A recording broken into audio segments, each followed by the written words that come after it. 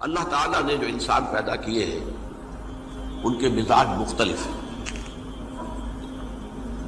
ان میں کچھ لوگ ہوتے ہیں جو قوی ہوتے ہیں ارادے کے، جو فیصلہ کر لیا ڈٹ گئے. کچھ لوگوں میں وہ قوت ارادی اتنی مضبوط نہیں ہوتی، وہ ادھر ادھر سوچتے رہتے ہیں. کچھ لوگ جسمانی طور پر بہت توانا ہوتے ہیں، کچھ لوگ جسمانی طور پر پیدائشی طور پر کمزور ہوتے ہیں.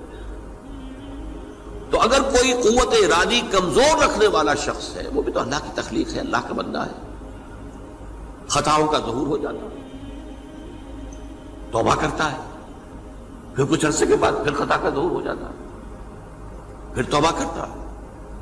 تو ہم تو یہ سمجھیں گے کہ ایک حد کے بعد پھر اس کی توبہ قبول نہیں ہونی چاہیے. لیکن حدیث سنیے. وعن ابی ہریرہ رضی اللہ تعالی عنہ قال قال رسول اللہ صلی اللہ علیہ وسلم ان عبدا اذنب ذنبا، یقیناً ایک بندہ جو ہے وہ ایک گناہ کرتا ہے. فقال، پھر وہ کہتا ہے رب، اے میرے پروردگار، اذنبت فاغفر لی، مجھ سے گناہ ہو گیا ہے، مجھے معاف فرما دے. فقال ربہ، تو پروردگار یہ کہتا ہے اعلم عبدی ان لہ ربا یغفر الذنب ویأخذ بہ، میرا یہ بندہ یہ جانتا ہے کہ اس کا ایک رب ہے جو گناہ معاف بھی کر سکتا ہے اور سزا دے بھی سکتا ہے. کیا معنی ہوئے؟ گناہ اس نے کیا ہے لیکن جانتا ہے اللہ کو کہ وہ معاف بھی فرما سکتا ہے، تبھی تو وہ اللہ سے معافی کی درخواست کر رہا ہے. اس کے اس جاننے کی بنیاد پر، اس کے اس علم کی بنیاد پر، اس کے اس ایمان کی بنیاد پر فرمایا غفرت لعبدی، میں نے اپنے بندے کو معاف کر دیا. ثم مکث ما شاء اللہ، پھر وقت گزرا جتنا کہ اللہ نے چاہا. ثم اذنب ذنبا، پھر اس سے گناہ ہو گیا. فقال رب اذنبت ذنبا فاغفر، پھر کہتا ہے پروردگار مجھ سے گناہ ہو گیا، پھر مجھے معاف فرما دے. فقال ربہ، اللہ فرماتا ہے عالم عبدی ان لہ ربا یغفر الذنب ویأخذ بہ، میرا بندہ ہے نا جو جانتا ہے کہ اس کا ایک رب ہے، ایمان باللہ اس کے اندر ہے، تبھی تو پکار رہا ہے. اور یہ بھی جانتا ہے کہ وہ گناہ معاف بھی کر سکتا ہے اور چاہے تو پکڑ بھی سکتا ہے، سزا بھی دے سکتا ہے. تو فرمایا، اللہ تعالیٰ فرماتے ہیں میں نے فرمایا کہ میں نے معاف کر دیا. ثم مکث ما شاء اللہ، پھر ایک عرصہ گزرا اس کے بعد. ثم اذنب ذنبا، پھر اس نے گناہ کیا. قال رب اذنبت ذنبا آخر، اس نے کہا پروردگار میں نے تو پھر ایک اور گناہ کر دیا، فاغفر لی، مجھے بخش دے. فقال اعلم عبدی ان لہ ربا یغفر الذنب ویأخذ بہ، میرا بندہ جانتا ہے نا کہ اس کا ایک رب ہے جسے وہ پکار رہا ہے، کہ وہ جانتا ہے کہ اسے اختیار حاصل ہے کہ چاہے تو بخش دے اور چاہے تو پکڑ لے. اس کے اس علم، اس ایمان کی بنیاد پر میں نے اسے معاف کر دیا. ایک اور حدیث، میں نے چونکہ اس گفتگو کے لیے ان احادیث کا تفحص کیا ہے، یہ تو بہت ہیں حدیثیں، میں نے ان میں سے کچھ چنی ہیں. ہمارے بعض واعظ ناصح وہ بھی کسی شخص کو روکتے رہے، برائیوں سے روکتے رہے، نہیں رکتا تو کہیں غصے میں آ کے اللہ تجھے کبھی معاف نہیں کرے گا. یہ کتنا بڑا جرم ہے، اس کا اندازہ کیجئے اس حدیث سے. تم میرے بندے کو میری رحمت سے مایوس کر رہے ہیں، کتنا بڑا جرم ہے، اس کا اندازہ کیجئے.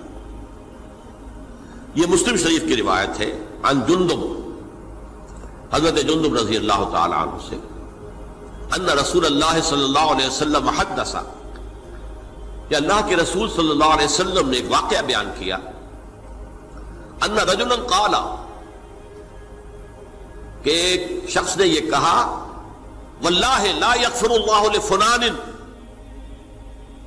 کہ خدا کی قسم اللہ تعالیٰ فلاں شخص کو کبھی معاف نہیں کرے گا. وَأَنَّ اللَّهَ تَعَالَى قَالَ، اس پر اللہ تعالیٰ نے یہ فرمایا منزل نزیت اللہ علیہ، یہ کون ہے جو میرے اوپر حکومت کرنے والا آ گیا، جو میری طرف سے حکم لگا رہا ہے کہ میں کبھی معاف نہیں کروں گا؟ منزل نزی، کون ہے وہ شخص؟ الذی اللہ علیہ انی لا اغفر لفلان، کہ میں فلاں شخص کو کبھی معاف نہیں کروں گا، قد غفرت لفلان، اس کو تو میں نے معاف کر دیا، واحبطت عملہ، اس شخص کے تمام اعمال میں نے ضائع کر دیے کہ تم نے میرے بندے کو مایوس کیا۔ یہ ہے جرم کی انکار۔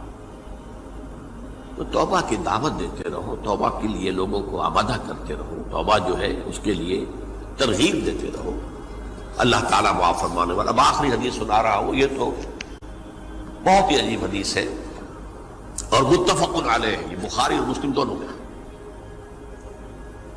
حضرت ابو سعید الخدری رضی اللہ تعالی عنہ جو ہے وہ اس کے راوی ہیں۔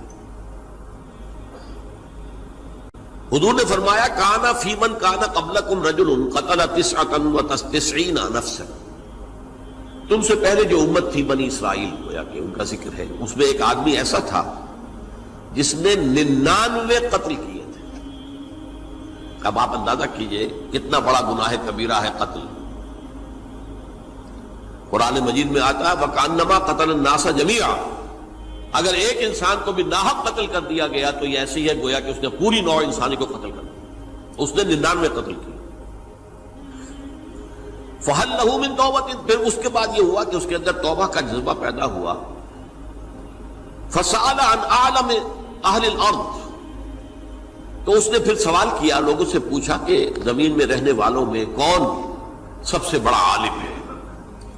فَدُلَّ عَلَى رَاهِبٍ، تو اسے بتایا گیا فلاں راہب فلاں جگہ پر ہے، وہ بہت نیک ہے، بڑا عالم ہے۔ فَأَتَاهُ، وہ اس کے پاس آیا، فَقَالَ أَنَّهُ قَتَلَ 99 نَفْسًا فَهَلْ لَهُ مِن تَوْبَةٍ، انہوں نے کہا دیکھیے راہب صاحب، میں نے 99 انسان قتل کیے، اب مجھے یہ بتائیے کہ میرے لیے توبہ کا کوئی امکان ہے؟ فَقَالَ لَا، انہوں نے کہا نہیں۔ فَقَتَلَهُ، اس نے اس کو بھی قتل کر دیا۔ فَكَمَّلَ بِهِ 100، اپنی سینچری مکمل کر لی، مطلب 99 کے بعد ایک کی کسر تھی، اس کو بھی قتل کیا، 100 پورے کر لیا۔ ثُمَّ سَأَلَ عَنْ عَالِمِ أَهْلِ الْأَرْضِ، پھر اس نے پوچھا کوئی اور، کوئی بڑے عالم انسان ہو۔ فَدُلَّ عَلَى رَجُلٍ عَالِمٍ، پھر اس کی رہنمائی کی گئی ایک بڑے عالم شخص کی طرف۔ فَقَالَ إِنَّهُ قَتَلَ 100 نَفْسٍ، تو اس نے وہاں جا کر کہا کہ میں 100 انسان ہلاک کر چکا ہوں، قتل کر چکا ہوں۔ فَهَلْ لَهُ مِن تَوْبَةٍ، میرے لیے توبہ کا کوئی امکان ہے؟ فَقَالَ نَعَمْ، کہا کیوں نہیں، 100 قتل کیے تب بھی کیا ہے، توبہ کا راستہ دروازہ کھلا ہوا، مَا لَمْ يُغَرْغِرْ، جب تک کہ وہ گھنگرو نہیں بج رہا اس وقت تک تمہارے توبہ کا دروازہ کھلا ہوا ہے۔ فرمایا نعم، وَمَن يَحُولُ بَيْنَهُ وَبَيْنَ التَّوْبَةِ، تمہاری توبہ کے درمیان اور تمہارے درمیان کون حائل ہو سکتا ہے؟ توبہ کا دروازہ کھلا ہے۔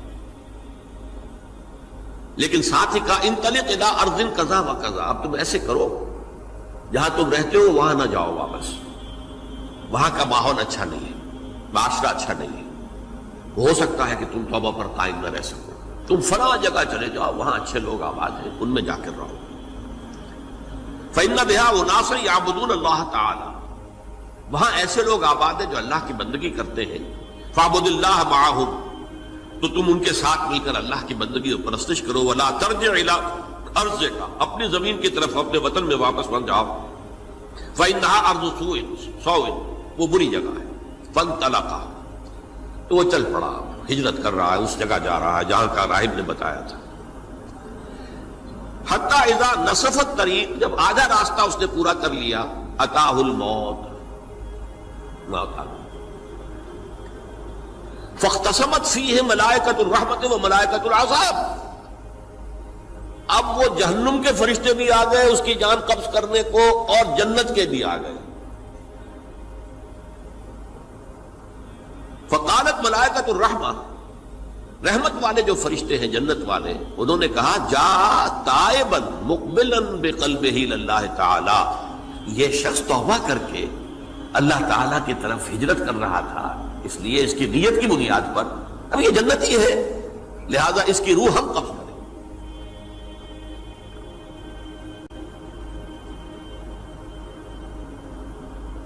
وقالت الملائکۃ العذاب، اور وہ جو عذاب والے فرشتے ہیں وہ کہیں گے انہ لم یعمل خیرا قط، تو نے توبہ کے بعد کوئی نیک عمل تو کیا ہی نہیں، تو کس بنیاد پر اس کو تم جنت میں لے جاؤ گے؟ اس کو تو دوزخ میں جانا چاہیے۔ فاتاہ ملک فی صورت آدمی، تو ان کے پاس اللہ نے ایک اور فرشتے کو بھیج دیا آدمی انسانی شکل کے اندر، فجعلوہ بینہم، تو ان فرشتوں نے کہا بھائی ہمارا فیصلہ کرا دو، اس کی روح ہم لینا چاہتے ہیں یا ہم لینا چاہتے ہیں، انہیں حکم بنا لیا۔ فقال قیسوا ما بین الارضین فإلی ایتہما کان اقرب، کہ تم فاصلہ ناپ لو جہاں سے وہ چلا ہے اور جہاں جا رہا تھا اور یہاں اس کی موت ہو رہی ہے، تو کون سا فاصلہ زیادہ ہے؟ جب ناپا گیا، بلکہ ایک حدیث میں آتا ہے کہ اس پر اللہ نے زمین کو جو ہے حکم دے دیا، ایک طرف والی زمین تو سکڑ جا، دوسری والی جو ہے تو پھیل جا، تاکہ وہ جو جدھر جو جا رہا تھا وہ زیادہ قریب ہو جائے بنسبت اس کے کہ جہاں سے وہ چلا تھا۔ تو اس فیصلے پر پھر جو فرشتے تھے جو کہ رحمت کے فرشتے تھے وہ اس بندے کو لے گئے جنت کے اندر۔ یہ ہے توبہ کی عظمت اور اس کی تاثیر۔